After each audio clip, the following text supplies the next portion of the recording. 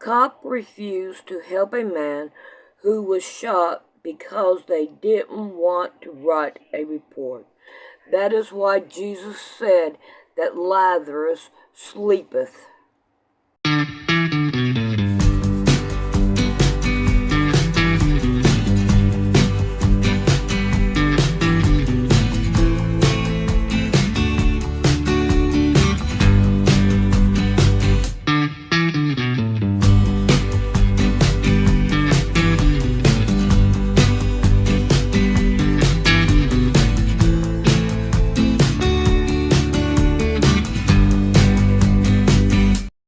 Video obtained by First Alert 4 Investigate shows the moments two former St. Louis cops walked away from a man they'd found in Forest Park. He was shot in the head, but still alive. The officers never tried to help, call for backup, or make sure that other people were safe. Complaints filed against them by the Attorney General's office, calling what they did an act of vileness and depravity. Welcome back to We the People University. My name is Abaya Israel, former police officer and former sheriff's deputy. Today, we're taking a look at the St. Louis Metropolitan Police Department. You guys will never guess what this one will be about. Two officers, Officer Ty Warren and Officer Austin Frazier of the police department, found a man lying shot in the head under a tree. And of course, we talk about this all the time, how police officers don't care about the life or the rights of citizens. But if this is not all the evidence you will ever need to prove that to be true, I don't know what else to tell you. These guys find a guy shot in the head, and literally, because they are about to get off of shift in 30 minutes, decide to leave him there and pretend like they never found him. Won't say too much right now. Let's check this out. 5 seconds is the time it takes for two officers to find what they've been called to look for. Damn, he right there. There's somebody right there. Swear to God. No, he ain't dead. He alive. September 10th, 2023, still sunny in Forest Park at 6:20 p.m. A man lying on the ground, shot, but still breathing. He shoot himself in the head? I don't know. That's now former SLMPD officer Austin Frazier. He is not wearing a camera. It's his partner, Ty Warren's, that is rolling. Together, they make a decision. We better take his motherfucker down. We ain't taking this shit. I ain't taking 30 minutes. Let's cruise around and come back. A minute and 10 seconds on scene, changing lives forever. Laughing as they walk away from a person and the public who needed them to protect and serve. So yeah, protect and serve, right? So if you are wondering what they were saying, because their words are a little hard to be heard in the video, but as the officers walked away from the dying man, Officer Frazier says to Officer Warren, they're going to find this expletive and we're going to be like, oh, you found him. So their plan was to pretend like they never saw him, let the other officers find him, and then pretend like they're not excited but surprised that the other officers found the man, all in the name of not having to do a report before you get off duty. That's disgusting. It's really disgusting. Former St. Louis County Chief Tim Fitch, now a police consultant, had been appalled when we'd first shown him disciplinary complaint documents filed by Missouri's Attorney General, which accuse Warren and Frazier of what the state calls a, quote, reckless disregard for the safety of the public and another person. Indeed. And now we've shown Fitch the officer's body camera videos obtained through a public records request. Certainly, it's even more disturbing just watching the video. St. Louis police had been called to Forest Park after a call from a person who said they were going to take their own life.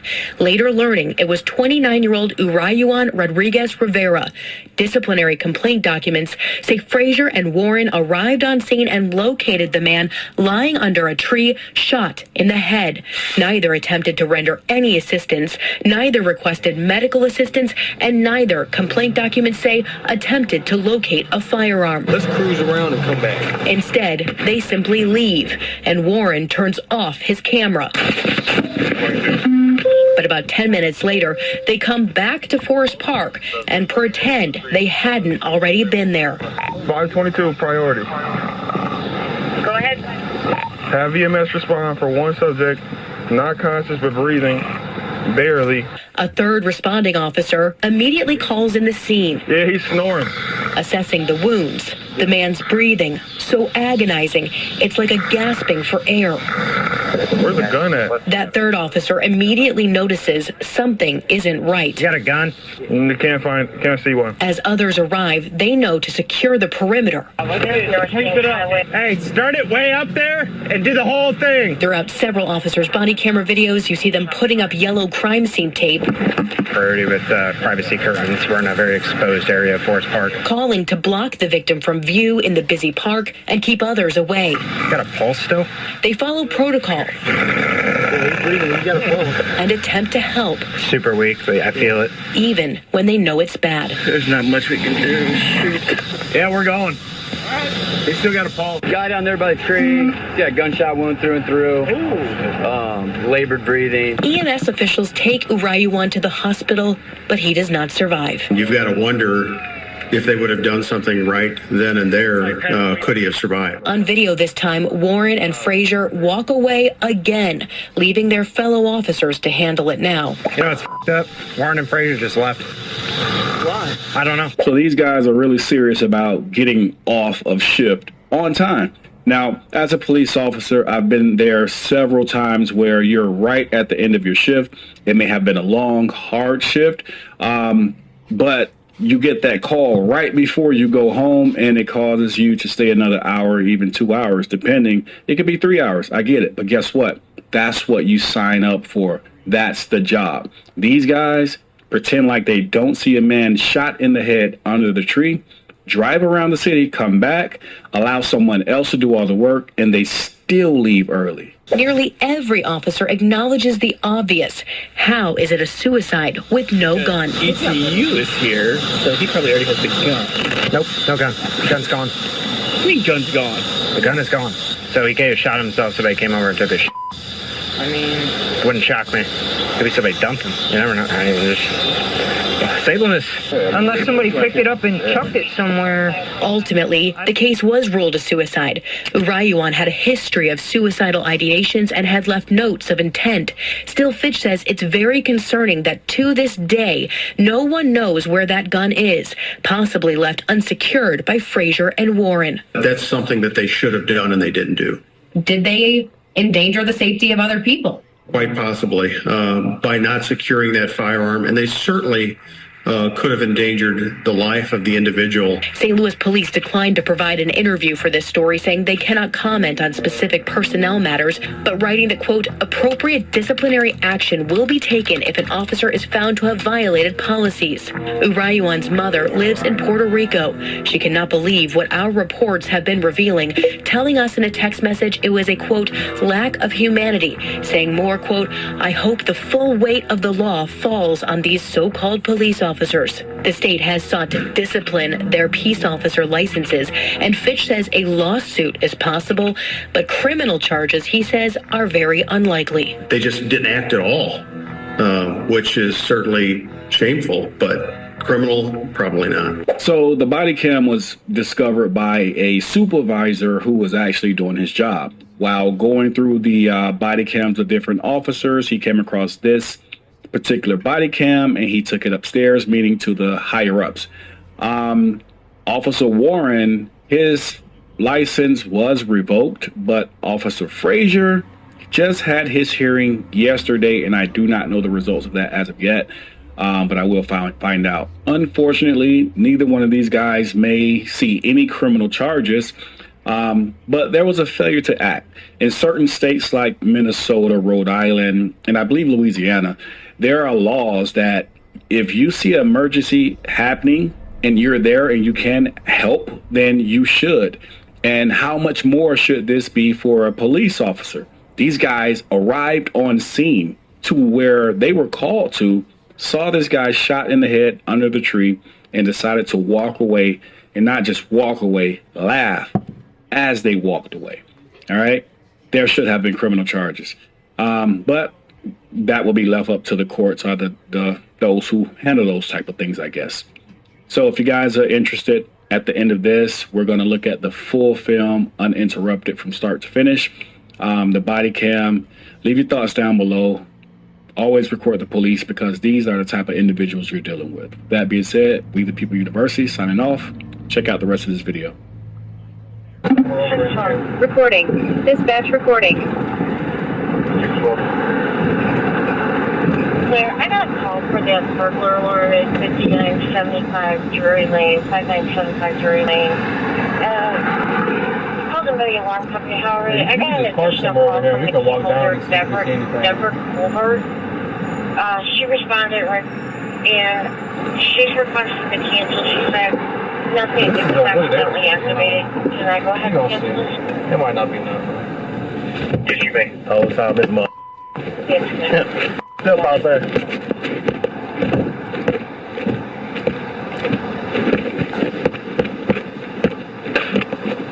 Yeah, damn, who right there?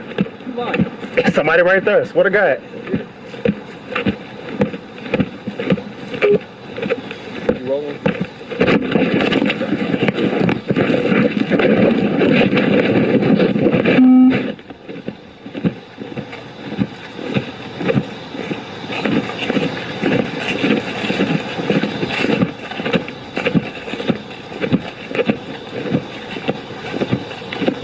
No, he ain't dead. He alive. Boy, he barely alive. Oh, no, his no, his dead. That's all brain. Yeah. He shoot himself in the head? I don't know.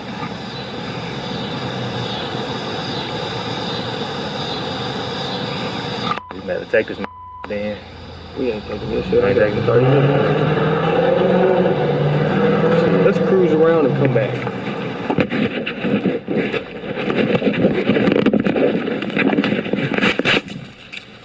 We gonna find this. We're gonna be right. Oh, get out.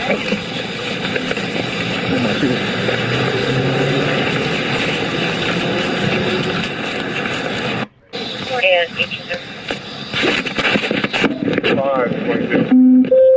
522. Oh, we have a subject laying here in the street. We'll get one thing, we'll verify. Yes, clear. Are you at 40 North Kings Highway? There's 9-4 Smart right across the street. That's clear. K7, we're clear. We're across the street.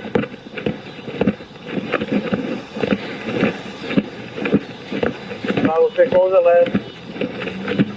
Clear. Yep, They he have did. a subject.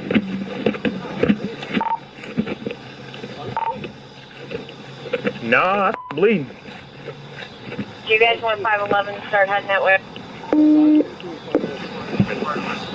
Go ahead, 522. EMS response from 1 not conscious of breathing. Barely. The gunshot wound to his Side of his head. It looks like it's the side of his head. Yeah, it looks like it's the side of his head. 526. I'll first get by. What's that say? 522. What's that address right here? 26, we're with him right now. We're across the street of 20 Kings Highway. What the 522. Everybody start keying up. We're directly across the street from the hotel in Forest Park. Hey, bud. Yes. 7. Let's use 10 North Kings Highway across the street. They will see all of our places with their lights on. Yes, clear. I'll first get by. And let's have a supervisor respond over here. Probably inside the bag, but if you do got a gun, just leave it alone. Until, let's say have ECU come out here. 2511. Can't find it. Lob it up. Ignore it, and I will be en route to that location. Breathing? Yeah, he's snoring. Agonal breathing? Yep. Yeah. We have a gun?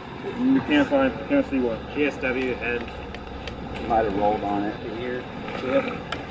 We have red.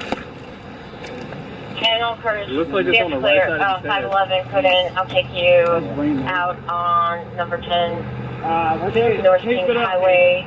And I'll first be like EMS is en route. I told them to use the address of number 10, North Kings Highway. And 511 en route. Do you want me to start 501 or what?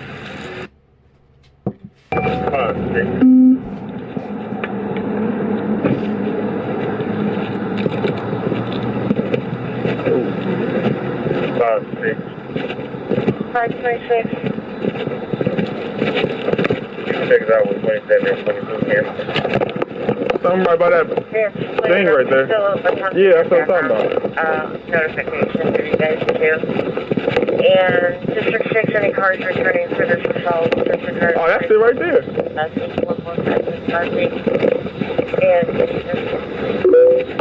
522. 522. We have a subject laying here at the tree. We'll give it 1 second, we'll verify. Yes, clear. Are you at 40 North Kings Highway? We're inside Forest Park, right across the street. Yes. It's just not clear. Or across the street.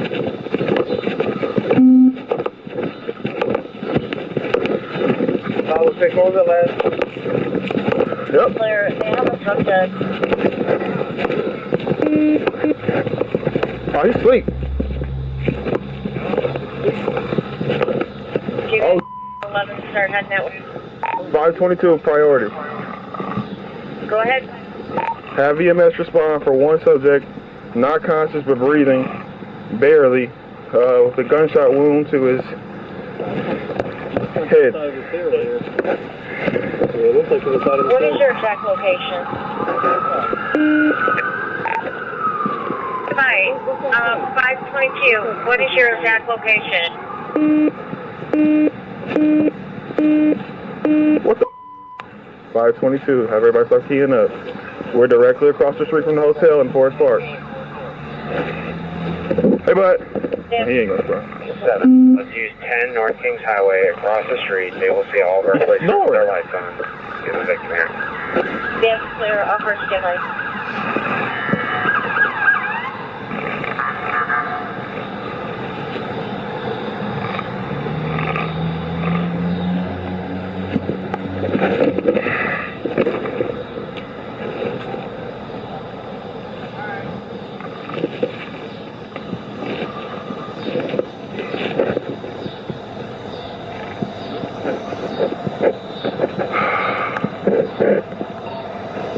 Where's the gun at? Let's have a supervisor respond over here.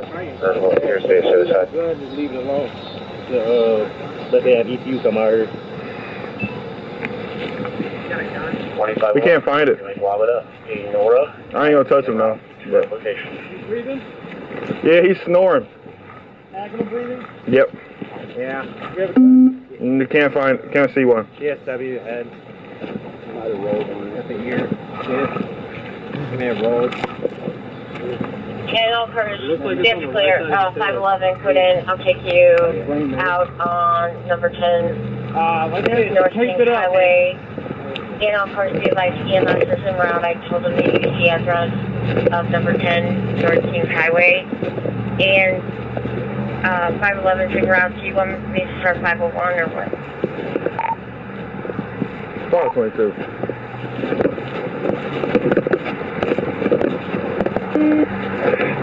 527. 527. WT response and have response priority with privacy curtains for another. We have Forest Park. That's good. 522. 522. Could you have also Forest Park officers on the block off the sidewalks in this area? Just for some extra help for us.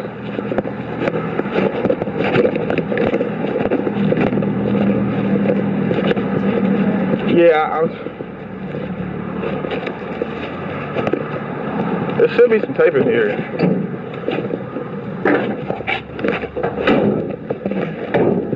And excuse me, that'll be the park ranger. That's clear. Let me Okay. try to get a hold of them on Districts 1 and 2. See if I...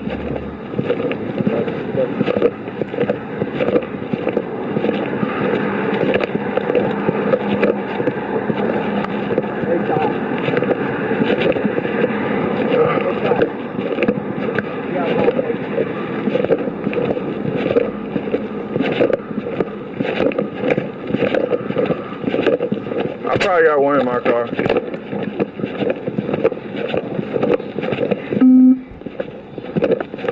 I'll get one out of my car too. Just in case.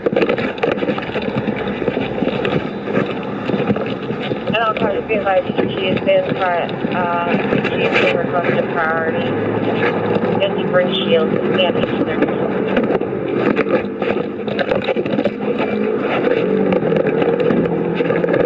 WeThePeopleUniversity.com where you can find our latest YouTube videos. So you're good to go. You're not detained in custody. Nothing. We're sorry, got bit by a dog. Not only did it bite me, it wouldn't let go. It's biting me. So it took multiple cops to get this dog off of me while it was basically chewing. Imagine that you're at home asleep in bed. You've committed no crime. You've done nothing wrong. Due just to a misunderstanding, the cops bust open your door and they release a canine into your house to track you down and viciously attack you. Where's canine? Speak to me now. Where's the dog? Don't find you a bit. Talk to me. Talk to me. It's biting me. Get on the ground. It's biting me. Then afterwards, they just say, oops, sorry, have a nice day. Can you imagine getting bit by a dog and you shouldn't have? We're sorry, got bit by a dog. And they accept no responsibility or accountability whatsoever. And they claim that they did not violate your civil rights. Can they do that? Well, this is exactly what happened. And a lawsuit was just filed. Let's go through it. And I went home. It was kind of like a thanks for being a good camper and not really giving us a hard time, but goodbye. This is Derek Williams. He had been living in this apartment that was leased by his friend for about a month with no incidents. But on this particular day, as he was asleep in bed, the friend's ex-girlfriend, who had moved out before he moved in, came to collect her belongings and saw Derek asleep in her former bed. And I still didn't make out the voice. I didn't get up. I just heard a voice and a door slam. Even though she wasn't living there anymore, she called 911 and reported a burglary. Then the cops arrive, but Derek is still asleep in the bedroom. They threaten to release a canine into the house. Where's canine? Speak to me now. Where's the dog? Don't find you a bit. I couldn't make anything out. I was still sleeping almost like, I don't know, it just felt abrupt. Then they did release the canine into the house, even though they had no idea who was in the house or even who was supposed to be in the house. And we all know what happened next. Derek was attacked by the dog. Come on, stop coming to me. Come here. Come on, stop coming to me. Come here. Talk to me. Talk to me. It's biting me. Get on the ground. It's biting me. Then the cops have a hard time getting the dog off of Derek. It's biting me. Get off. Let go. For no reason. I said. Oh my God. Oh my God. Oh my God. Not only did it bite me, it wouldn't let go. So it took multiple cops to get this dog off of me while it was basically chewing. And then only after Derek had been viciously attacked by a pet that had been weaponized by our government did they bother to investigate and realize that, oops. The female actually spoke to the leasing office and stated that she knew her ex-boyfriend was letting someone move in, but she did not portray that to us at all. Derek had committed no crime and they had to let him go. We're in my opinion, we're in a position where this guy's in a sticky situation, right? Because we've let a dog in, he's been bit by a dog, and he's under the assumption he's allowed to be here, and we act on the information that... So what do? Do they sort of apologize? Yes. Do they take any accountability whatsoever? Of course not. Can you imagine getting bit by a dog and you shouldn't have? So you're good to go. You're not detained in custody, nothing. We're sorry, got bit by a dog. This is Derek's lawyer, Philip Georges from Nashville, Tennessee, and he makes the case that if you're going to let a dog loose inside a structure, that is a decision to use force. And if it's a situation where you don't even know who you're using force on or why, how is that justified? There is no right or authority for that officer to have released that canine at all. He could have it on a leash to help him search, but he must be in maintained control of that animal at all times. I went on Pacer and downloaded the full complaint, or amended complaint in this case, that was filed. I'll post it at the blog, linked in the first pinned comment below, so that if you want to, you can read all of the allegations that are being made in the lawsuit. But they're fighting back hard. The defense lawyers have already filed 2 motions to dismiss. I also pulled those off of Pacer and will post those at the blog, linked in the first pinned comment below. And there's also defense being made in the media. They're, like in their motion to dismiss to the court, they're basically blaming the ex-girlfriend and arguing that they were entitled to rely on what she reported. But attorneys for Chesterfield County are seeking a dismissal of the suit.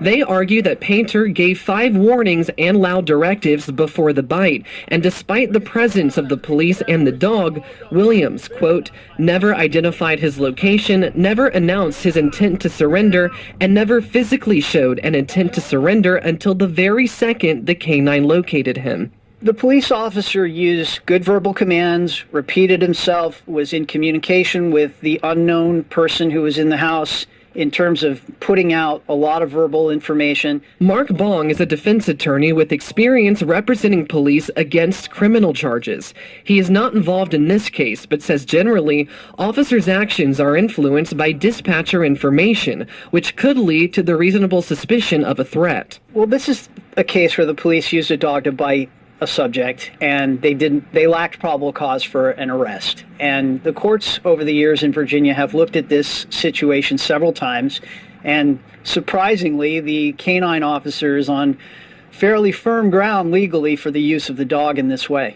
Now, that's not the actual lawyer who's litigating the defense of this case, but reviewing the motion to dismiss argument, the crux of their argument is this: that they were entitled to rely on this 911 call by the ex-girlfriend where she reported a crime, informing the officers that she was the only person on the lease for this apartment and that she had not given permission to or had any knowledge of any other persons being in the apartment or allowed in the apartment.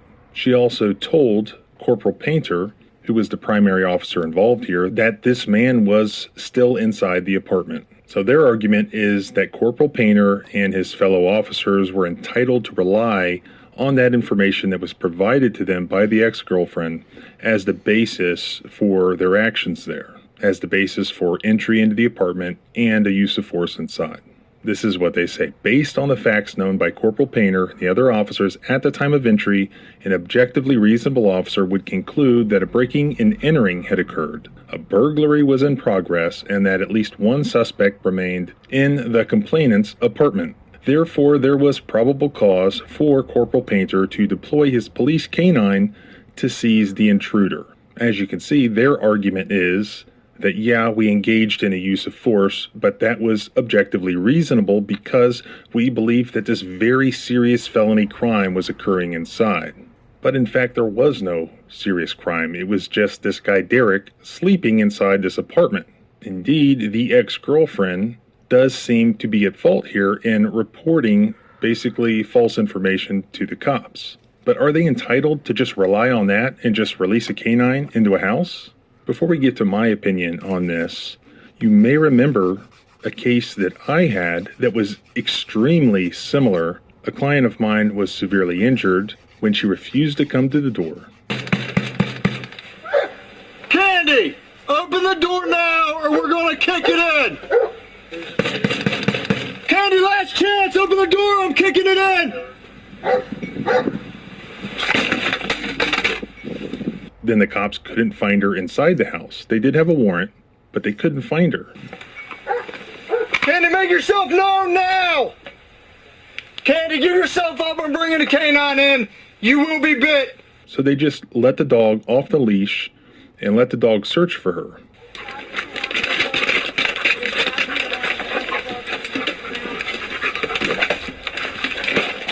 Candy, last chance! Canine is in the trailer! I won't release him, you will be bit! And when the dog found her, the dog chewed on her arm. Well, I filed a lawsuit arguing that that was an unreasonable amount of force that was used in a situation where there was no immediate safety threat to the officers. No serious crime had occurred. That should have been a civil rights violation of excessive force, right? In that case, we did make it past qualified immunity at the motion to dismiss stage. However, we ended up losing at the summary judgment stage. Basically, they get 2 bites at qualified immunity. We lost on the second one. And there are differences between these cases and I'll point out what those differences are. The court held the video of the incident reveals several instances of the officer shouting to plaintiff while in the same room as plaintiff that he was getting the dog and that the dog would bite her. The two Fourth Circuit cases demonstrate that whether a victim is given such a warning is crucial to the use of force inquiry. Given the danger posed to the officers by the condition of the house in general, the fact that the officers could not determine whether plaintiff was armed, and plaintiff's continued silence and noncompliance with the officer's commands and overt warnings that the canine would be dispatched to bite the plaintiff, this is not such an obvious case that the officers were effectively put on notice that their actions exceeded the bounds of the Fourth Amendment. The lack of an analogous case establishing plaintiff's relevant rights entitles defendant Johnson to qualified immunity. So that's what happened in that case. We lost because we were not able to point to a sufficiently identical prior case involving the same set of facts. The defense lawyer that was interviewed by the media, I think, is correct. This is a difficult fact pattern to win on.